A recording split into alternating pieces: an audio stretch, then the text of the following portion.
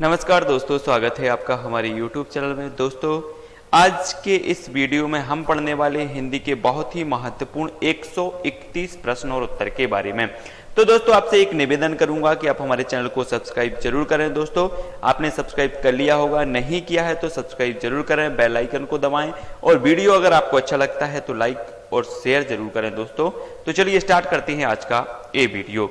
तो जो हमारा पहला प्रश्न है वो है, किस पुस्तक का 15 भारतीय भाषाओं और 40 विदेशी भाषाओं में अनुवाद किया गया है? जी हाँ दोस्तों, ये चीज इसका उत्तर आपको बताना है। तो इसका उत्तर हो जाएगा पंचतंत्र। पंचतंत्र जो पुस्तक है वो इसका 15 भारतीय भाषा और 40 विदेशी भाषाओं में अनुवाद किया जा चुका है। अगला क्वेश्चन है दोस्तों कि संविधान की 8वीं अनुसूची में शामिल की गई 4 भाषाएं हैं। तो 4 भाषाएं कौन कौन सी हैं 8वीं अनुसूची में? तो वो है संताली, मैथिली, बोडो और डोगरी, ये भाषाएं हैं। अगला क्वेश्चन है, प्राचीन का विलोम है। तो प्राचीन का विलोम आपको पता होगा, नहीं पता है तो देखते हैं इसका उत्तर। इसका उत्तर हो जाएगा अर्वाचीन। जी हाँ दोस्तों, प्राचीन का जो विलोम होगा वो अर्वाचीन होगा। नेक्स्ट है, निशा निमंत्रण के रचनाकार कौन है? तो निशा निमंत्रण एक रचना है जिसके रचनाकार का नाम आपको बताना है। पता हो तो आप बता सकते हैं, नहीं पता है तो देखते हैं इसका उत्तर। इसका उत्तर हो जाएगा हरिवंश राय बच्चन। अगला क्वेश्चन है, गागर में सागर भरने का कार्य किस कवि ने किया है? तो गागर में सागर भरने का काम आपको पता होगा कि रीतिकाल के प्रसिद्ध कवि बिहारी जी हैं। गागर में सागर भरने का काम इन्होंने अपनी काव्य रचनाओं में किया है। और रस मीमांसा रस सिद्धांत से संबंधित पुस्तक है। इस पुस्तक के लेखक कौन है? जी हाँ दोस्तों, रस मीमांसा जो रस सिद्धांत से संबंधित पुस्तक है, इसके लेखक कौन है आपको पता होगा, नहीं पता है तो देखते हैं इसका उत्तर। आचार्य रामचंद्र शुक्ल, जो कि बहुत ही प्रसिद्ध आलोचक हुए हैं आचार्य रामचंद्र शुक्ल जी। इन्होंने रस मीमांसा रस सिद्धांत से संबंधित पुस्तक का लेखन किया। और गाहा कहने से किस लोक प्रचलित काव्य भाषा का बोध होता है? तो इसका उत्तर हो जाएगा दोस्तों प्राकृत लोक भाषा काव्य भाषा का बोध होता है। अगला क्वेश्चन है, तुलसीदास का वह ग्रंथ कौन सा है जिसमें ज्योतिष का वर्णन किया गया है? जी हाँ दोस्तों, तुलसीदास जी ने रामचरितमानस और रामज्ञा प्रश्नावली, रामलला, नहचू और बहुत सारी ऐसी पुस्तकें लिखी जिसमें से रामचरितमानस प्रसिद्ध महाकाव्य है। तो जो कि राम के जीवन चरित्र पर आधारित है रामचरितमानस। और उनका ऐसा कौन सा ग्रंथ है जो ज्योतिष का वर्णन जिसमें समाहित है? तो देखते हैं इसका उत्तर। इसका उत्तर हो जाएगा दोस्तों रामज्ञा प्रश्नावली। ऐसा इनका ग्रंथ है जिसमें ज्योतिष का वर्णन मिलता है। अगला क्वेश्चन है कि भारत भारती काव्य के रचनाकार कौन है? जी हाँ दोस्तों, भारत भारती रचनाकार कौन है? भारत भारती की आपको पता होगा, नहीं है तो देखते हैं इसका उत्तर। इसका उत्तर हो जाएगा दोस्तों मैथिली शरण गुप्त। अगला क्वेश्चन है, आचार्य रामचंद्र शुक्ल ने त्रिवेणी में किन 3 महाकवियों की समीक्षाएं प्रस्तुत की हैं? जी हाँ दोस्तों, त्रिवेणी में कौन सी 3 महाकवियों की समीक्षाएं की हैं? देखते हैं इसका उत्तर। तो इसका उत्तर हो जाएगा सूर, तुलसी और जायसी की समीक्षाएं इन्होंने त्रिवेणी में की हैं। अगला क्वेश्चन है, वीरों का कैसा हो बसंत कविता के रचयिता कौन है? जी हाँ दोस्तों, वीरों का कैसा हो बसंत इस कविता की रचनाकार आपको बताना है। देखते हैं इसका उत्तर। तो इसका उत्तर हो जाएगा सुभद्रा कुमारी चौहान। वीरों का कैसा हो बसंत कविता के रचनाकार हैं या रचयिता हैं। तो रामचरितमानस में प्रधान रस के रूप में किस रस को मान्यता मिली है? जी हाँ दोस्तों, रामचरितमानस तुलसीदास जी का महाकाव्य है और इसमें किस रस की प्रधानता है? तो आपको पता होगा कि किस रस की है, तो वो है भक्ति रस। भक्ति रस आपने पढ़ा होगा। भक्ति पर आधारित जो रस है 9 रसों के अलावा वात्सल रस और भक्ति रस, तो भक्ति रस की प्रधानता जो है रामचरितमानस में देखी जाती है। चीनी तिब्बती भाषा समूह की भाषाओं के बोलने वालों को कहा जाता है। चीनी तिब्बती भाषा समूह की भाषाओं को बोलने वालों को क्या कहा जाता है? तो इसका उत्तर हो जाएगा दोस्तों निषाद कहा जाता है, निषाद। रामधारी से दिनकर को भारतीय ज्ञानपीठ पुरस्कार प्राप्त हुआ। किस रचना के लिए इन्हें ज्ञानपीठ पुरस्कार दिया गया? ये चीज आपको बतानी है। इसका उत्तर हो जाएगा उर्वशी। उर्वशी के लिए इन्हें ज्ञानपीठ पुरस्कार से नवाजा गया। सांच बराबर तप नहीं, झूठ बराबर पाप, इस पंक्ति के रचयिता कौन है? जी हाँ दोस्तों, ये पंक्ति तो आपने बार बार पढ़ी होगी, लेकिन इसके रचयिता के बारे में आज हम देखते हैं। तो वो है कबीरदास ने ये पंक्ति जो है भक्तिकाल के प्रमुख कवि माने जाते हैं कबीरदास। और कबीरदास जी ने जो है बहुत सारी पंक्तियां लिखी हैं और जो है लोक में व्याप्त विभिन्न प्रकार की आडंबरों और रूढ़ियों का उन्होंने विरोध किया है कबीरदास जी ने।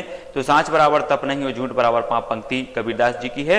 हिंदी कविता को छंदों की परिधि से मुक्त कराने वाली थी। जी हाँ दोस्तों, तो इसका उत्तर हो जाएगा सूर्यकांत त्रिपाठी निराला जी, जो कि छायावाद के प्रमुख कवि माने जाते हैं सूर्यकांत त्रिपाठी निराला जी, और इन्होंने छंदों की परिधि से मुक्त कराने का, जो है हिंदी कविता को मुक्त कराने का काम किया।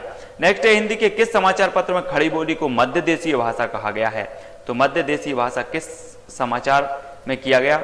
तो वो कहा गया बनारस अखबार में।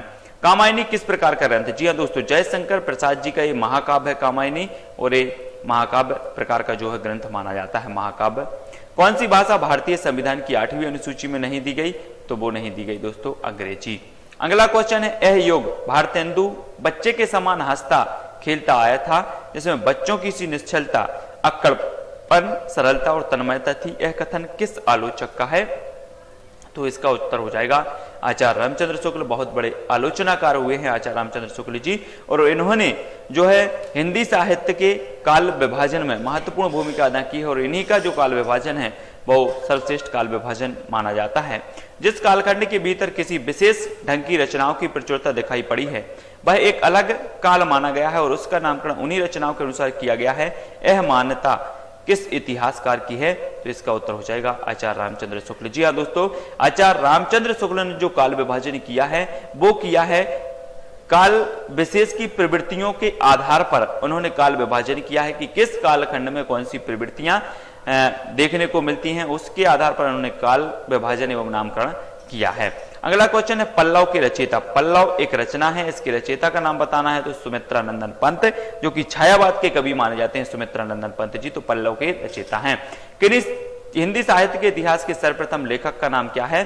तो इसका उत्तर हो जाएगा गारसादा तासी। जी हाँ दोस्तों, हिंदी साहित्य का जो इतिहास सर्वप्रथम लिखा है वो लिखा है गारसादा तासी ने। अगला क्वेश्चन है, देखन जो पाऊं तो पठाऊं जम लोक हाथ, दूजो न लगाऊं बार करो एक कर को। ये पंक्तियां किस कवि द्वारा सृजित की गई हैं? तो ये चीज आपको बताना है। तो ये नाभादास जी हैं दोस्तों। भक्तमाल जो कि इनकी रचना है नाभादास की, और अष्टायाम भी इनकी रचना है। तो ये भक्तमाल के प्रमुख रचनाकार हैं नाभादास जी, और इनकी ये रचनाएं ये पंक्तियां हैं। सुहाग के नुपुर के रचयिता कौन है? जी हाँ दोस्तों, सुहाग के नुपुर जो एक कविता एक रचना है, तो इसके रचनाकार कौन है? तो इसका उत्तर हो जाएगा अमृतलाल नागर जी। और सूर्यकांत त्रिपाठी निराला को कैसा कवि माना जाता है? जी हाँ दोस्तों, सूर्यकांत त्रिपाठी निराला, तोड़ती पत्थर भी इनकी रचना है सूर्यकांत त्रिपाठी निराला की। उन्हें कैसा कवि माना जाता है? तो एक क्रांतिकारी कवि, छायावाद के प्रमुख कवि, क्रांतिकारी कवि माने जाते हैं। देश में एकमात्र किस राज्य की राजभाषा अंग्रेजी है? जी हाँ दोस्तों, तो इसका उत्तर हो जाएगा नागालैंड। ऐसा राज्य है जिसकी राजभाषा अंग्रेजी है। त्रिपुरा की राजभाषा क्या है? ये चीज आपको बताना है। तो त्रिपुरा की जो राजभाषा है वो है बांग्ला। प्रेम सागर की रचनाकार कौन है? जी हाँ दोस्तों, प्रेम सागर की रचनाकार है लल्लू लाल जी। अगला क्वेश्चन है, पवित्रता की माप है मलिनता, सुख का आलोचक है दुख, पुण्य की कसौटी है पाप। यह कथन स्कंदगुप्त नाटक के किस पात्र का है? जी हाँ दोस्तों, ये चीज आपको बतानी है। तो इसका उत्तर हो जाएगा देवसेना का है ए। अगला क्वेश्चन है, झरना काव्य संग्रह की रचयिता कौन है? जी हाँ दोस्तों, झरना काव्य संग्रह की रचयिता का नाम बताना है। तो देखते हैं इसका उत्तर। इसका उत्तर हो जाएगा दोस्तों जयशंकर प्रसाद। छायावाद के आधार स्तंभ कहे जाते हैं जयशंकर प्रसाद, जिनका की कामायनी महाकाव्य है, और बहुत ही प्रसिद्ध महाकाव्य हुआ इनका कामायनी, और इनका झरना काव्य संग्रह, आंसू लहर भी इनके काव्य संग्रह माने जाते हैं। किस देश में अधिकतम संख्या में भाषाएं बोली जाती हैं? तो कौन सा ऐसा देश है जहां पर अधिकतम संख्या में भाषाएं बोली जाती हैं?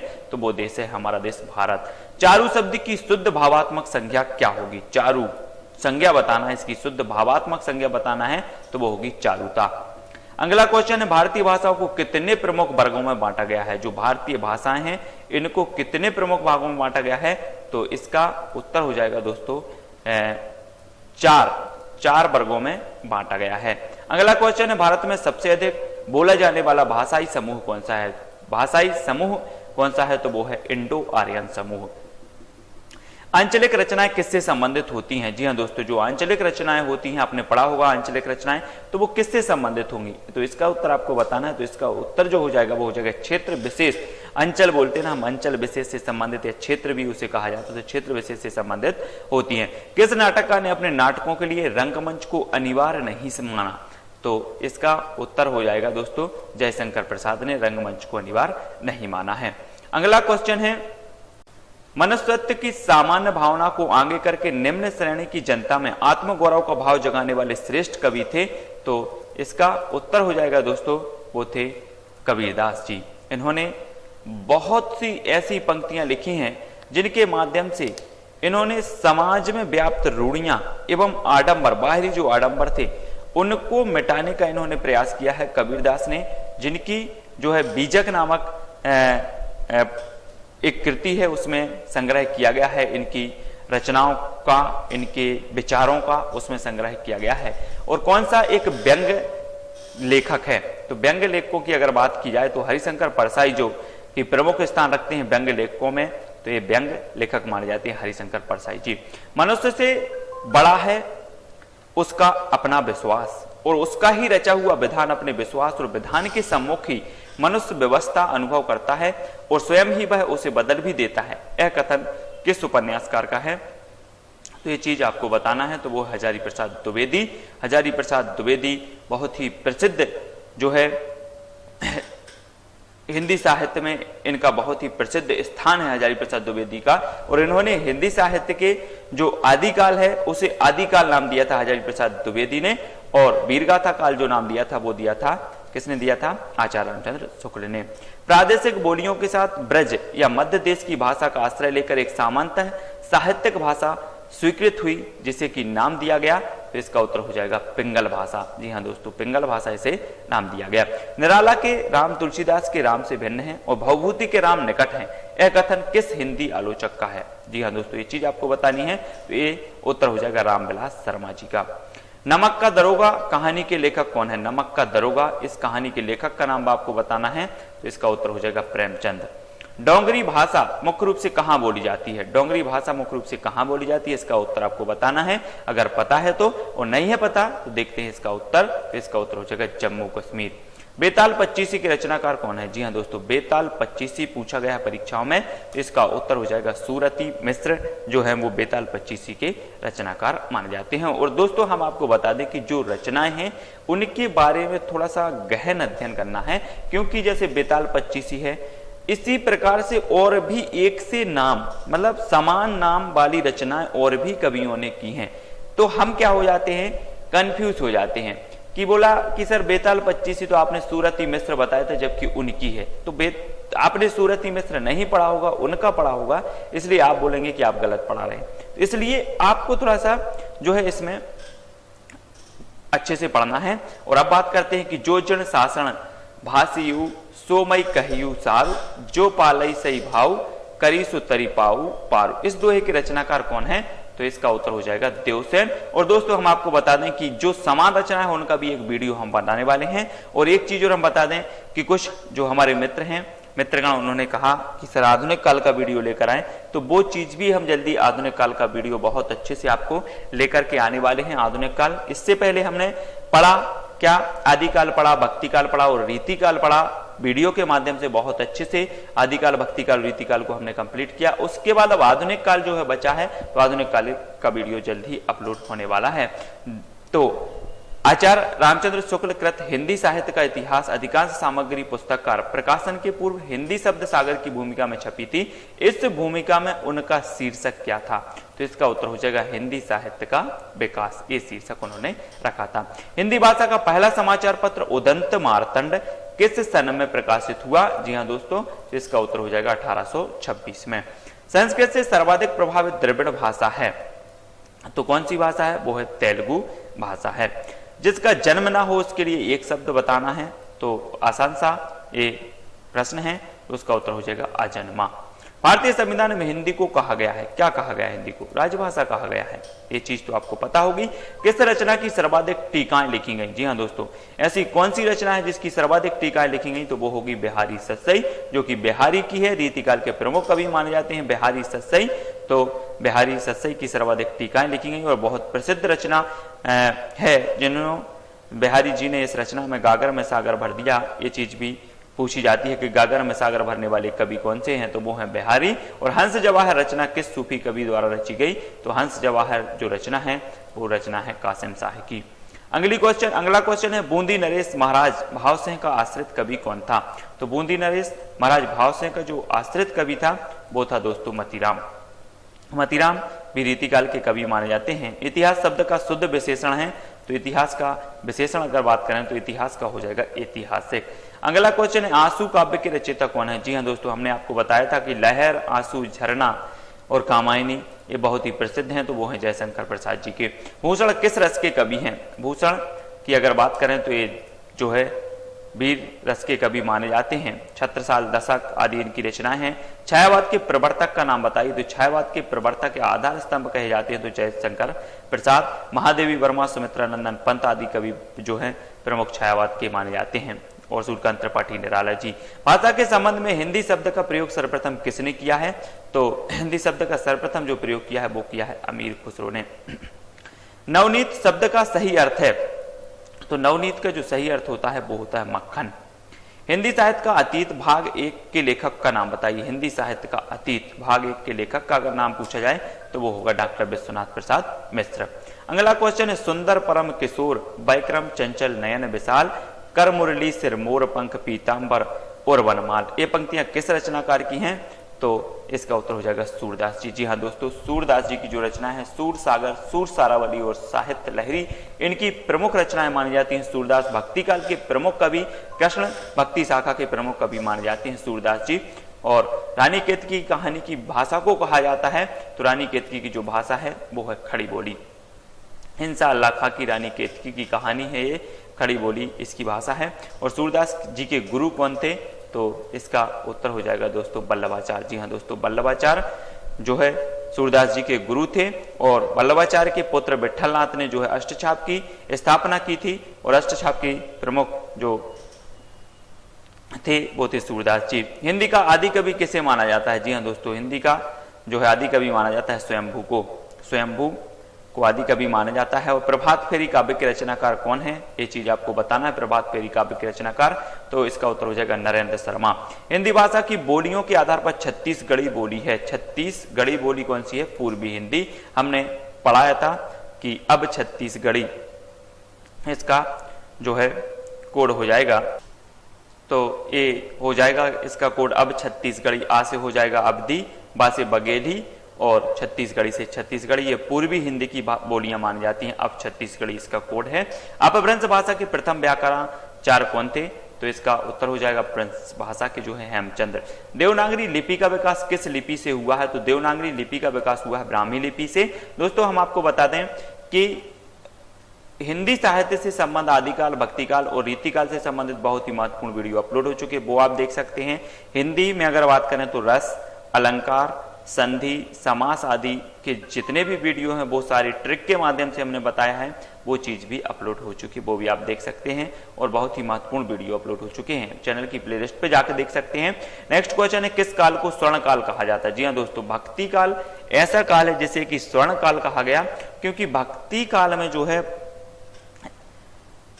पूरे जो हिंदी साहित्य की अगर बात करें तो भक्ति काल में ऐसे ऐसे कवि आए और ऐसी ऐसी इन्होंने रचनाएं की हैं जो कि आज भी इन रचनाओं का इतना महत्व है हिंदी साहित्य में कि ये बहुत ही मतलब उच्च स्थान पर आसित हैं। और हिंदी साहित्य का जो स्वर्णिम भक्ति काल इसे कहा जाता है, वो भी आज भी ये जो है कथन सत्य प्रतीत होता है, क्योंकि उस काल की परिस्थितियों के अनुसार कवियों ने जो रचनाएं की हैं वो वास्तव में बहुत ही अच्छी हैं। और इसलिए जो है भक्ति काल को स्वर्णयुग कहा गया और वो भी मतलब उचित प्रतीत होता है। पृथ्वीराज रासो के रचनाकार कौन है? तो वो है चंद्रवरदाई। हमने पढ़ा था कि पृथ्वीराज रासो जो है बहुत ही प्रसिद्ध महाकाव्य माना गया। पृथ्वीराज रासो और आदिकालीन महाकाव्य था और चंद्रवरदाई जी ने जो है रचा था पृथ्वीराज रासो। और इसमें पृथ्वीराज चौहान से संबंधित युद्धों और यश और वैभव का वर्णन किया गया है। भूषण का कौन सा लक्षण ग्रंथ है? तो भूषण का जो लक्षण ग्रंथ है वो है शिवराज भूषण। शिवराज भूषण भूषण जी का लक्षण ग्रंथ माना जाता है। हरिश्चंद्री हिंदी शब्द का प्रयोग किस इतिहासकार ने अपने इतिहास ग्रंथ में किया है? तो इसका उत्तर हो जाएगा रामचंद्र शुक्ल ने हरिश्चंद्री हिंदी शब्द का प्रयोग किया है। अतीत के चलचित्र के रचयिता कौन है? तो इसका उत्तर हो जाएगा महादेवी वर्मा। छायावाद की प्रमुख कवित्री मानी जाती है महादेवी वर्मा और अतीत के चलचित्र इनकी प्रसिद्ध रचना है। रामचरितमानस में कितने खंड हैं? जी हाँ दोस्तों, ये चीज तो आपको पता होगी, कितने खंड हैं? तो वो है 7।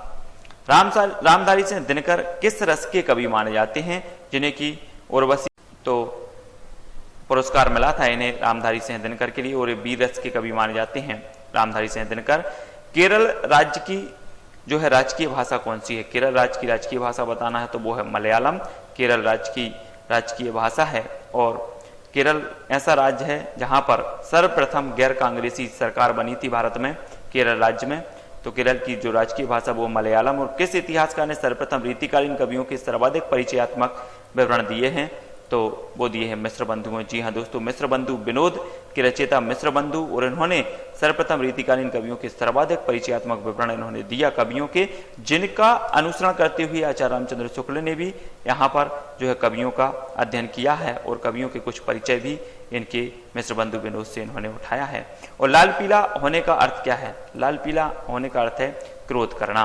भारत के किस प्रांत में कोंकणी भाषा बोली जाती है? जी हाँ दोस्तों, कोंकणी भाषा किस प्रांत में बोली जाती है? तो महाराष्ट्र और गोवा में कोंकणी भाषा बोली जाती है। निर्गुण भक्ति काव्य का प्रमुख कवि कौन सा है? निर्गुण भक्ति काव्य, सगुण भक्ति काव्य और निर्गुण भक्ति काव्य भक्ति काल की प्रमुख धाराएं हैं।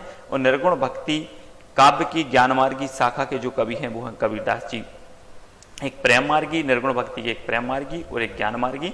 तो ज्ञान मार्गी शाखा के कबीरदास और प्रेम मार्गी के मलिक मोहम्मद जायसी, है ना। बांगरू बोली का किस बोली से निकट संबंध है? जी हाँ दोस्तों, बांगरू बोली का किस बोली से निकट संबंध है?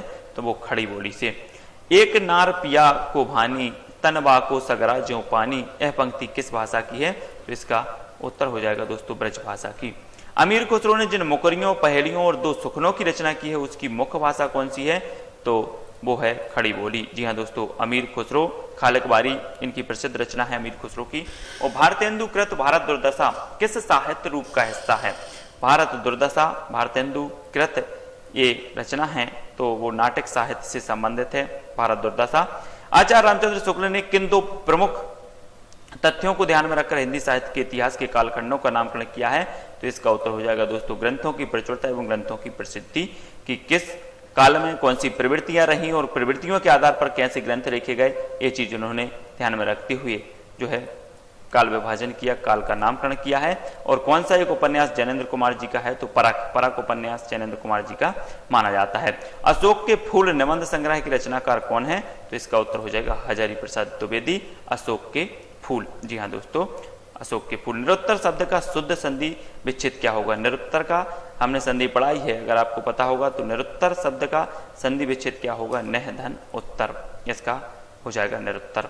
नेक्स्ट है, जो अपनी जान खपाते हैं उनका हक उन लोगों से ज्यादा है जो केवल रुपया लगाते हैं। यह कथन गोदान के किस पात्र में जो है प्रेमचंद्र की प्रसिद्ध कृति है गोदान, और गोदान में महतो ने ये जो है वाक्य कहा था। पंचवटी कौन सा समास है? पंचवटी में कौन सा समास है? तो इसका उत्तर हो जाएगा दोस्तों दिगु समास, क्योंकि पंचवटी संख्या आ रही है यहाँ पर, पंच मतलब 5, बटों का समूह, तो यहाँ पर दिगु समास होगा। और भारतीय भाषाओं में कौन सी भाषा द्रविड़ भाषा की उत्पत्ति नहीं है? तो इसका उत्तर हो जाएगा मराठी। नेक्स्ट शुद्ध शब्द क्या है? तो शुद्ध शब्द यहाँ पर कवित्री, कवित्री बार बार पूछा गया है इसलिए कवित्री है, तो कवित्री को रखा है तो कवित्री शुद्ध शब्द है। यहाँ पर बिहारी किस काल के कवि थे? तो बिहारी की अगर बात करें तो आपको पता होगा कि रीति काल के प्रसिद्ध कवि माने गए। और किस आलोचक ने अपना कौन सा आलोचना ग्रंथ लिखकर हिंदी के स्नातकोत्तर कक्षाओं के पाठ्यक्रम में आलोचना के अभाव को पूरा करने का सर्वप्रथम सफल प्रयास किया है? तो वो किया है दोस्तों श्याम सुंदर दास, साहित्य आलोचन से संबंधित इन्होंने रचना की है। तो आलोचना के अभाव को इन्होंने श्याम सुंदर दास ने जो है सफलतम प्रयास किया है। किस छायावाद कवि ने संवाद शैली का सर्वाधिक उपयोग किया है? तो वो छायावाद कवि हैं जयशंकर प्रसाद। बहुत ही प्रसिद्ध इनकी रचनाएं हमने आपको बताया, कामायनी, लहर, आंसू, झरना इनकी प्रसिद्ध रचनाएं मानी जाती हैं जयशंकर प्रसाद की। और उर्दू किस भाषा का शब्द है? उर्दू जो है वो है कौन सी भाषा का है? तुर्की भाषा का शब्द माना जाता है उर्दू। बिहारी किस राजा के दरबारी कवि थे? जी हाँ दोस्तों, बिहारी जो थे वो थे जयपुर नरेश जयसिंह के दरबारी कवि माने जाते हैं बिहारी। परहित सरस धर्म नहीं भाई, पर पीड़ा सम नहीं अदमाई, इस पंक्ति की रचयिता कौन है? तो इसका उत्तर हो जाएगा तुलसीदास जी। तुलसीदास जी बहुत ही प्रसिद्ध माने जाते हैं राम भक्ति शाखा के, भक्ति काल के। तो इन्होंने बहुत सी रचनाएं की हैं, रामचरितमानस, रामज्ञा प्रश्नावली, रामलला, नहचू, जानकी मंगल, बहुत सी ऐसी इनकी रचनाएं हैं जो कि पूछी जाती हैं परीक्षाओं में। खड़ी बोली का अरबी फारसीमय रूप क्या है? तो खड़ी बोली के जो अरबी फारसीमय रूप है वो है उर्दू भाषा। आचार्य हजारी प्रसाद द्विवेदी के उस इतिहास ग्रंथ का नाम बताइए जिसमें मात्र आदिकालीन हिंदी साहित्य संबंधी सामग्री संग्रहित है। तो इसका उत्तर हो जाएगा दोस्तों वो होगा हिंदी साहित्य का आदिकाल। आंख की किरकिरी होने का अर्थ क्या है? यहां पर मुहावरे का अर्थ आपको बताना है। आंख की किरकिरी होने का अर्थ होगा अप्रिय लगना। उपन्यास और कहानी का मूल अंतर है, उसका क्या है? उपन्यास और कहानी का मूल अंतर हो जाएगा विषय निरूपण। उसका विषय निरूपण उपन्यास और कहानी का मूल अंतर हो जाएगा। कौन प्रेमचंद की एक रचना है? जी हाँ दोस्तों, प्रेमचंद की एक प्रसिद्ध जो रचना है वो है पंच परमेश्वर। शिवा बावनी की रचनाकार कौन है? तो इसका उत्तर हो जाएगा भूषण। बीरस के प्रमुख कवि माने जाते हैं भूषण और शिवा बावनी के रचनाकार हैं। कबीरदास की भाषा क्या थी? जी हाँ दोस्तों, कबीरदास की जो भाषा थी वो थी सादुक्कड़ी भाषा, जिसे खिचड़ी भाषा भी कहा जाता है। और अगला क्वेश्चन है कि सिद्धों की उद्धत रचनाओं की काव्य भाषा है, तो देवभाषा मिश्रित अपभ्रंश अर्थात पुरानी हिंदी मानी जाती है। सिद्धों और नाथ, सिद्ध साहित्य और नाथ साहित्य आपने पढ़ा होगा। सिद्धों में सरहपा प्रमुख हैं जिन्होंने दोहा कोश की रचना की थी, और जो है एक नाथ साहित्य और सिद्ध साहित्य हमने पढ़ा आदिकाल में। और प्रेम लक्षणा भक्ति को किस भक्ति शाखा ने अपनी साधना का मुख्य आधार बनाया है? तो प्रेम लक्षणा जो है वो कृष्ण भक्ति शाखा के कवियों ने ये साधना का प्रमुख आधार बनाया। और आसमान पर चढ़ाने का अर्थ क्या है? आसमान पर चढ़ा दो बोले तो इसका उत्तर हो जाएगा अत्यधिक प्रशंसा करना। आसमान पर चढ़ाने का अर्थ होता है। अंग्रेजी भाषा को भारत में शिक्षा के माध्यम से आरंभ किया गया, तो वो किया था लॉर्ड मैकाले। लॉर्ड मैकाले जब भारत आया तो इन्होंने अंग्रेजी शिक्षा का समर्थन किया और इन्होंने ही अंग्रेजी भाषा को भारत में शिक्षा का माध्यम बनाया था, लॉर्ड मैकाले। मनुष्य के आचरण के प्रवर्तक भाव या मनोविकार ही होते हैं, बुद्धि नहीं। यह कथन किसकी है? तो इसका उत्तर हो जाएगा आचार्य रामचंद्र शुक्ल जी का। किस भाषा को भारतीय आर्य भाषाओं की जननी, भारतीय आर्य संस्कृति का आधार, देवभाषा आदि नामों से भी जाना जाता है? तो आपको पता होगा, इसका उत्तर हो जाएगा संस्कृत। प्रेमचंद के अधूरे उपन्यास का नाम बताइए, ये पूछा जाता है परीक्षा में। प्रेमचंद के अधूरे उपन्यास का नाम है दोस्तों मंगलसूत्र। अगला क्वेश्चन है चिंतामणि की रचयिता कौन है? चिंतामणि की रचयिता है आचार्य रामचंद्र शुक्ल। चिंतामणि भाग 1 भाग 2 ये इन्होंने प्रस्तुत की थी। तो वीरगाथा काल के कवि नहीं है, तो वीरगाथा काल के कवि नामदेव नहीं माने जाते हैं। और प्रगतिवाद उपयोगितावाद का दूसरा नाम है, यह कथन किसका है? जी हाँ दोस्तों, प्रगतिवाद प्रयोगवाद आपने पढ़ा होगा, तो ये नंद दुलारे वाजपेयी का कथन है कि प्रगतिवाद उपयोगितावाद का ही दूसरा नाम है। ये चीज इसका उत्तर हो जाएगा। कनक कनक ने सौगुनी मादकता अधिकाय और मैं या खाए बोराए न वा पाए बोराए में कौन सा अलंकार है? जी हाँ दोस्तों, तो इसका उत्तर हो जाएगा यमक अलंकार। कनक कनकता मतलब ये समान शब्द हैं और अर्थ इनके अलग अलग हैं। दोनों कनक के अर्थ अलग अलग हैं। एक का कनक का है धतूरा और एक कनक का है सोना। अगर आदमी धतूरा खा ले तो बोरा जाता है और आदमी को सोना अगर मिल जाए तब भी बोरा जाता है। तो ये चीज यहाँ पर यमक अलंकार हो जाएगा। द्रविड़ भाषाओं में सर्वाधिक बोली जाने वाली भाषा कौन सी है? तो द्रविड़ भाषाओं में जो बोली जाने वाली भाषा है वो है तेलुगु। नेक्स्ट है भक्तमाल भक्ति काल के कवियों की प्राथमिक जानकारी देता है, इसकी रचयिता कौन है? तो हमने पहले भी पढ़ चुका है कि इसके कवि जो रचयिता है वो है नाभादास। नेक्स्ट है अमीर खुसरो ने किसके विकास में अग्रणी भूमिका निभाई? अमीर खुसरो साहब खड़ी बोली के प्रमुख कवि माने जाते हैं अमीर खुसरो, और खड़ी बोली की जो है विकास में अग्रणी भूमिका निभाई अमीर खुसरो ने। व्यवस्था प्रियता और विद्रोह का विलक्षण संयोग किस प्रयोगवादी कवि में सबसे अधिक मिलता है? तो इसका उत्तर हो जाएगा दोस्तों, वो हो जाएगा अज्ञेय। पद्मावत किसकी रचना है? जी हाँ दोस्तों, पद्मावत बहुत ही प्रसिद्ध जो है मानी गई है सूफी काव्य धारा की पद्मावत, और मलिक मोहम्मद जायसी साहब की रचना मानी गई पद्मावत। नेक्स्ट देवनागरी लिपि को राष्ट्रलिपि के रूप में कब स्वीकार किया गया? तो देवनागरी जो लिपि है उसे कब स्वीकार किया गया है, ये चीज हमें बताना है। तो इसका उत्तर हो जाएगा दोस्तों 14 सितंबर 1949 को। हिंदी दिवस के रूप में भी हम मनाते हैं 14 सितंबर को। और हिंदी के सर्वप्रथम प्रकाशित पत्र का नाम क्या था? तो इसका उत्तर हो जाएगा उदंत मार्तंड 1826। भारत में सबसे कम बोला जाने वाला भाषाई समूह कौन सा है? तो इसका उत्तर हो जाएगा चीनी तिब्बती समूह भारत में सबसे कम बोला जाने वाला भाषाई समूह माना जाता है। अष्टछाप के सर्वश्रेष्ठ भक्त कवि कौन है अष्टछाप के? तो वो है सूरदास जी। अष्टछाप की स्थापना की थी विट्ठलनाथ ने। और संस्कृति के 4 अध्याय किसकी रचना है? संस्कृति के 4 अध्याय रामधारी सिंह दिनकर जी की ये रचना मानी जाती है, संस्कृति के 4 अध्याय। नेक्स्ट, किस भाषा को द्रविड़ परिवार की भाषाओं की जननी कहा जाता है? तो इसका उत्तर हो जाएगा तमिल। अगला क्वेश्चन है दोहा कोश के रचयिता कौन है? तो इसका उत्तर हो जाएगा सरहपा, जो कि सिद्ध साहित्य से संबंध रखते हैं और मनुष्यता का विपरीतार्थक है। तो इसका उत्तर हो जाएगा बर्बरता। अगला क्वेश्चन है आष्टक भाषा समूह की भाषाओं को बोलने वालों को कहा जाता है? तो इसका उत्तर हो जाएगा दोस्तों किरात। और यहाँ पर ये 131 क्वेश्चन समाप्त हुए। ये वीडियो आपको कैसा लगा हमें कमेंट के माध्यम से जरूर बताएं, और चैनल को सब्सक्राइब करें, वीडियो को लाइक और शेयर जरूर करें। दोस्तों जय हिंद।